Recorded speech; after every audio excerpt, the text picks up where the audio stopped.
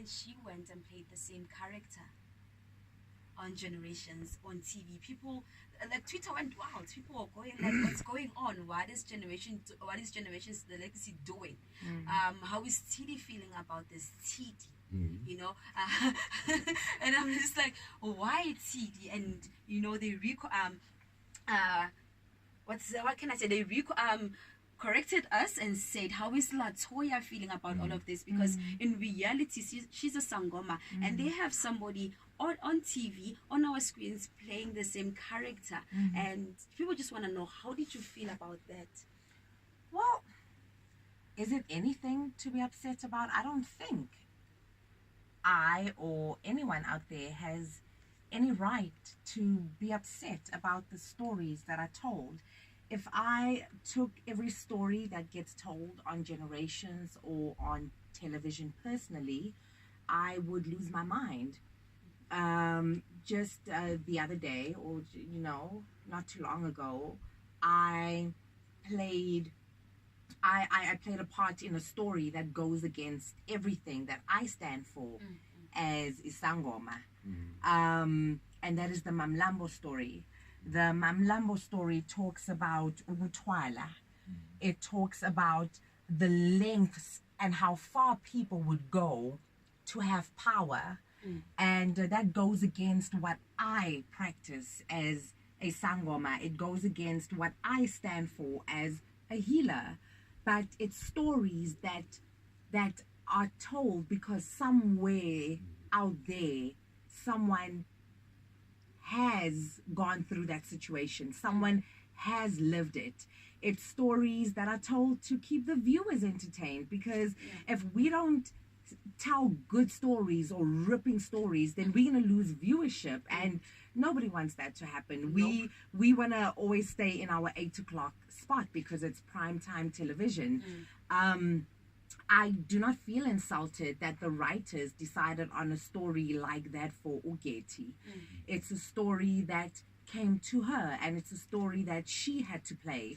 And it's perfectly fine, and it's not the first time that a story like this has been told on Generations, on television.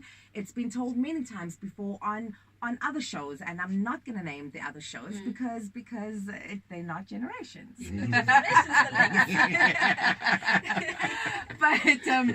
But it's stories that need to get told because it happens in our society. It's happening somewhere out there. Muntu. And there's someone out there, there is someone out there who can relate to Getty's story. How does Latoya feel? Latoya doesn't feel anything. Why the hell should I take it personally? I show up and I get paid for what I need to do. And for the fact that she did such a beautiful job at embodying that character and that role. She did her research, and you see where it did, and she played that part so beautifully. I commend her for the work that she has done. And her story is about to get even more interesting. And I think people are going to be going crazy again. But it's things that have happened and they are still happening in our society. And I can't divulge what is going to be happening within her story, but stay glued to your television because it's about to get more upsetting. If people think that they were upset before, they're about to become more upset. If people think that they've been upset before, they're about to get even more angry because the writers just keep good stories coming. They've got to keep it coming. So yeah, to the team, to everyone out there, we work very, very, very hard. And it's easy for people to sit at home and to sit on their phones and to go, oh my gosh, this is a crap story. Oh my gosh, what is she doing? But they don't understand the preparation that goes into our work and into our stories. To get onto set and to be pushing 9 scenes a day, it means that you've had to learn 9 different scripts. That's not easy. The preparation of leaving Latoya in her dressing room and walking onto set as Tsidi, that is a lot of work. It's peeling away parts of yourself to become that character and to embody that character. For the writers to sit and to brainstorm, and the producers to keep doing what they do just so that the show could be the quality that you receive every day.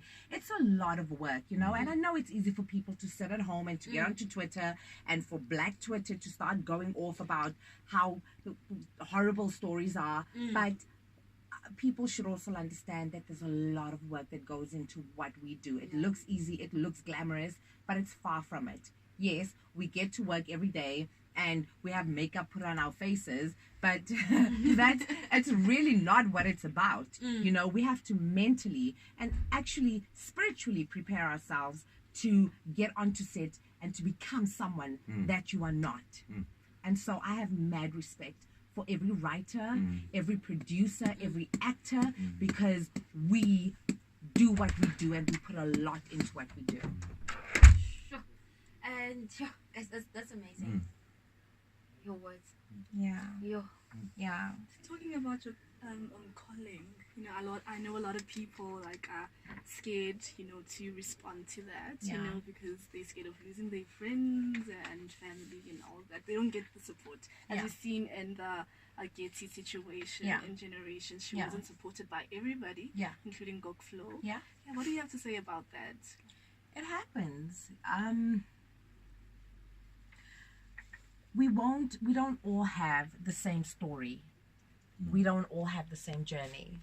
Some of us have the support of our entire family, but we are fearful of embarking on the journey. Some people are ready to embrace their calling and they have no support system from the people that they need the support from. Every journey is different, but at the end of the day, this is a gift. It's such a beautiful and such an amazing gift that I would think that if someone didn't try harder to at least begin their journey, it's a shame, because you are being blessed with a gift that is beyond anything that anyone out there would be able to understand. You are being blessed with a gift of healing, not just to be able to heal others, but to be able to heal yourself.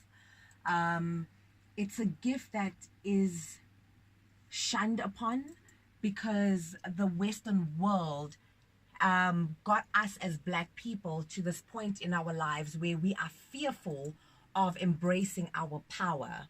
We were told that these people, and that if you are not Christian and that if you haven't accepted Christ as your savior, then you are going to be burning in hell for eternity. And as I speak here, I do not disrespect anyone who has embraced Christianity, but for us as Africans, before we had Christianity, all we had was our culture, our rituals, our traditions, our God, our gods, Badimu Baruna. That is all that we had. That's all that we have. And so if you are blessed with a gift to be able to know yourself better, to be able to understand where you come from, to know to know your family line and your bloodline, because that is also what comes with Ubungoma, then I think it's a beautiful gift that should be accepted and embraced. I can't sit here and say to everyone, yes, just, you know, walk away from your family and just accept your gift. I think this interview is not enough time and space to be able to work with every individual out there who has their own challenges when it comes to their gift. But I think the biggest thing that each and every one of us gifted children can do for ourselves is to take a moment and to block everything, the whole world out, to take a moment and to sit with your God and your God self. Because when you do that, when you take a moment and you meditate, that is where you will find answers to the questions that you are asking. Yes, you will lose friends along the way. Even without Bungaga, you lose friends along the way. So, are they really... Sorry about that. There's a jingle and ad that goes on. Oh. Yeah. Sorry about it. Yeah, it's gonna go on.